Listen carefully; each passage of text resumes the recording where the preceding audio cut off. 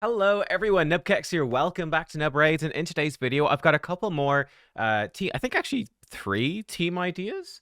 Yeah, three slight variants for stage 25 and stage 27 that are much more farmable, much more doable in the event dungeon than obviously the higher stages. If you guys missed my video yesterday, from stage 28 onwards, the dungeon gets massively harder. Number one, the boss gets Ward of the Fallen.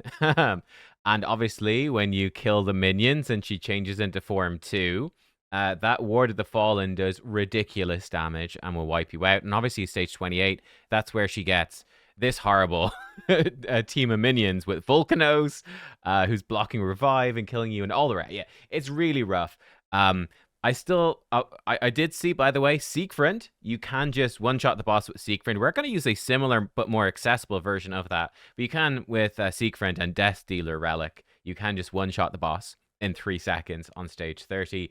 I showed you a team the other day, which it's not 100% successful, but with putting people in stone skin and tweaking the gear, the idea was to show you an idea for a team for stage 30, but it's a bunch of enemy max HP and reset champs. So from what I can see, the only way to farm stage 30 and probably stage 28 and up easily is to essentially, for the most part, ignore the boss mechanic. To just kill the boss before she actually does anything. Anyway, rant aside, stage 20 team, by the way, just to recap that, and then we'll dive into the new teams here today. Stage 20 team, I showed you a bunch of epics.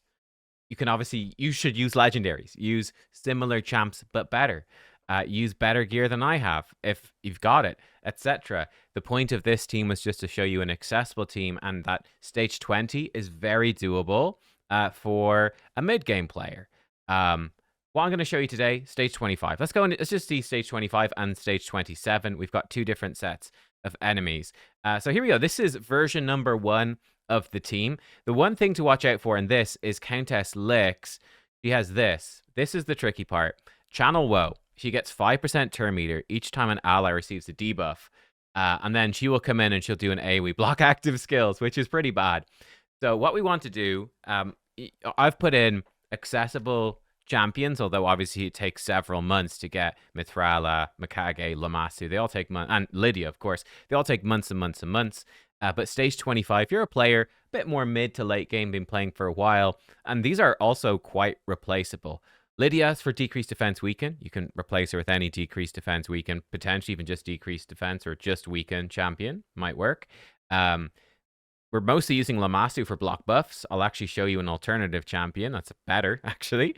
Mikage is in as our accessible option just for an AoE stun. That's what we need her for. AoE stun, because we need to stun them. And she's the right affinity to stun all of them, because otherwise Countess Lix, when we debuff, is going to go crazy. And then we got Mithrala, number 1 to keep us alive, and number 2 to bring increased attack. And then Wukong for damage. Wukong is great for this. Let me show you. Enough talking. Here we go. Wukong will just wreck this dungeon. He is great. And he's obviously, most of you have Wukong because he's been a promo code champ for forever. So you might have noticed Countess Lix is getting tons of turn meter, hence the stun. But we put out block buffs. And here we go. We buff up, and Wukong, bam! He one-shots everything. Then the boss comes over. Now, this is the key thing. She's going to try steal our buffs, but because we applied block buffs with... Okay, you can use literally any block buff champion. But because we've applied block buffs, she cannot steal our buffs. Then Mithrala is protected by Stone Skin from the True Fear. It doesn't matter if she steals the Stone Skin or not, because she's got block buffs. She can't take it. We want to stop Mithrala getting feared by the True Fear, because it's effectively irresistible, even by Mithrala. And yeah, Mithrala can cleanse us. We stay alive. And honestly, to be honest, when we get to this part of the boss, you just need Mithrala not to die. And Wukong, because of his passive, he's going to keep reviving, and he'll eventually kill her. So there we go. It's pretty fast. In fact, I did this even with Thor as well. I did it with the fusion, although I'm not allowed to show you the fusion until tomorrow. There's tons and tons. The new login champion, she will work as well. So yeah, there you go. Wukong is the easiest way to make this be a one-shot. Now, here's the thing. You need good gear for Wukong, and you need a relic. This works just fine without it as well, but I had to give him a cat's gaze to get that guaranteed 100% ignore defense. Merciless plus cat's gaze. And bam, then the 50% base ignore defense on his A2. He ignores 100% defense and he one-shots all the adds. So there we go. You can see it's a nice simple farm. Now, like I said, a key thing to making this work, great farm, but you do need Cat's Gaze. Probably at least level, I don't know, probably don't need any levels, but you just need that ignore defense. Because again, you want to hit the 100% ignore defense on Wukong's A2 to make sure you kill everything. Well, okay, now, what if I don't have good enough damage on Wukong to kill everything?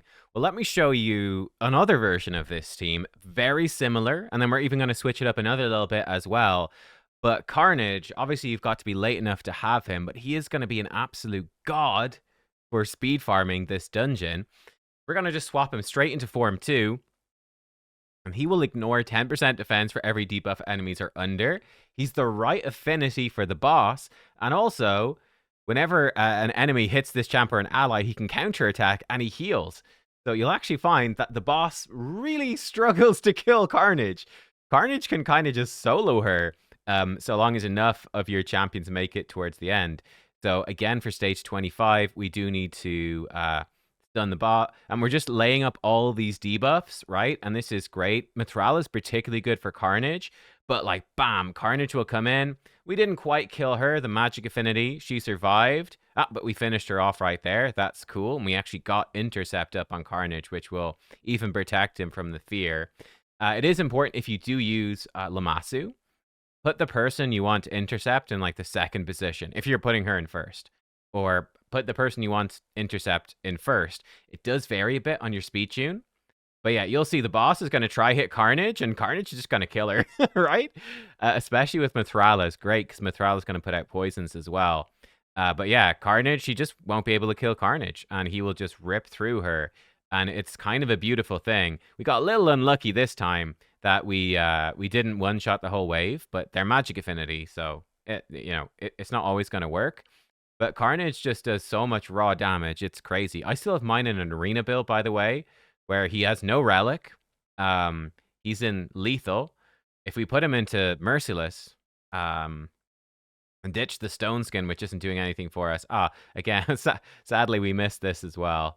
We could also, with Lamassu in particular, because she's boosting his turn meter, if you had a bit more speed on either one of them, he would probably just, again, go in and kill her before the boss gets to reset, which would make life a lot easier as well. This could be a little dangerous, actually, in the sense, if she flips over without block buffs, it does get a little scary. So that would be one tip I'd put out as well, and it's why a block buff champion is so important. In fact, preferably a couple of block buff champions. Is, yeah, if the boss steals all your buffs, she will kind of wreck you. Again, we can see, so long as Carnage doesn't die, we can rip through, and you could put in like a Duchess or a tanky Udex Artor or someone else instead of Mithrala. That would work as well. Like, you totally have options for replacements. Yeah, Carnage, he's just sort of like the perfect spirit damage dealer for this. He's amazing. Now, for stage 27, we've got a little bit of a difference. We'll break it down before we dive in. So here, we don't have Countess Lix gaining loads of turn meter anymore. We do have Chalco, and Chalco is dangerous because he's immune to all this hard crowd control. And if you attempt to place one of the debuffs on him, he activates the Inducer of Panic. And that is block passives, decreased defense, and then a debuff spread. It's really bad. And if he gets an extra turn as well, if he kills you. So it's really, really bad. So here, we're not going to do an AoE stun or anything at the start. Here, we want to simply one-shot the enemy team. And it is important that we do one-shot the enemy team. I guess like a void damage dealer would be even better here, just to make sure. You do need to make sure you've got plenty of damage and that you kill all of them. Obviously, Kymar is the tricky one. If you weak hit twice, you might fail. Or you might have to tweak your strategy, at least a little bit with that. The crucial thing, again, with this is with your block buff champion, making sure that you block buffs for the buff steal that she's going to do. That's really, really, really, really important. So yeah, here we're opening with Uko's block buffs. I guess you get around it with some Stone Skin or some tankier champs or whatever as well. You'd be totally fine. But yeah, if you're not going to one-shot all the enemy team in one go, you actually want to slow your damage down quite a lot. And that works as well, where you want to kill the enemies a bit more slowly, but you want to make sure that block buffs stays up as long as possible for maximum uptime. What other champs did I use for this? Oh, I think I also used Loki. So Loki should work as well. Let me go into my recently used. I was trying a few different little things here. So we use some Loki. Here we go. And with Loki's great for a couple of reasons. Loki gives you an accuracy aura if you need it. He has block. He won't do block active skills, unfortunately, unless you target a minion directly, but he'll do block buffs. He will also extend enemy debuffs, which is good, and he can even steal some buffs and give you some more increased attack. And what's pretty nice, his misstep passive will give him a chance to stay alive, so he'll actually be quite tanky. I don't know if this team works on stage 27. It should work. Oh, sorry, wrong team. But yeah, Loki, another really nice little substitute you can put in. Again, who is another free login champion? I think he's still a current promo code for new players, although I don't think you'd have Loki and Sun Wukong unless you got at least probably the Loki for free. But yeah, again, here we come in. We're going to do the AoE stun because Countess Lick's going to get tons of turn meter. And you can see she would have taken a turn, which would have been bad. We put up the block buffs, and then bam, we one-shot them. Boss flips over. And yeah, we just want to make sure we've got that block buffs up. And yeah, Loki should be quite tanky, quite safe. Not really anything that can go wrong with the Lokis, and even going to give us more increased attack, because I think Wukong's increased attack was stolen. Doesn't really matter, but it's handy to have. And yeah, again, because Wukong is Spirit Affinity, she's going to have a pretty tough time killing him. And yeah, you can see I still have Mikage set up to still do her Form 2 moves. But you can absolutely have her just switch back to Form 1 like she has here at the end as well. I just have her set to do Form 2 moves in case we don't kill them all at the start. But yeah, there we go. Stage 25 with this works as well. So yeah, a couple of ideas here. Again, the idea with these teams, these are gear intensive. Remember that. These are gear intensive. If you don't have really good gear, this is the Carnage gear, by the way. So he is coming in. He's tanky, or not tanky. He's doing a lot of damage. He's got no relic, right? You could do more with the relic. You could give him Soul Reap. That would help as well. You could use Marius. If you got Marius, that would be even better. Let me actually double check. I didn't test that, but Marius would probably be even better. That's sort of what we've done. Yeah, that's basically what we've done. So yeah, you can totally do stage 25 with Marius. Would it work on stage 27? I don't see why not, unless Marius's A3 would trigger Chalco.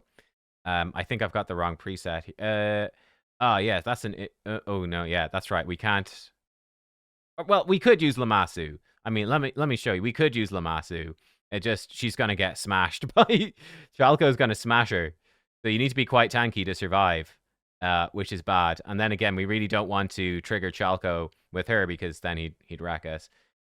Will this trigger Chalco? Nah, we're good. Okay. Wait, why is he faster? Wait, what happened there?